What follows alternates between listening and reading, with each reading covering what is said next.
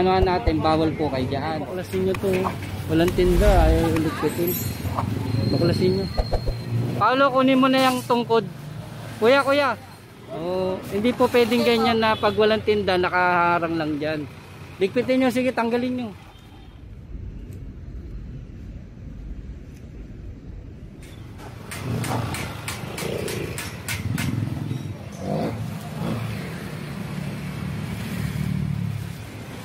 Pakiwalis na lang po ito, kuya.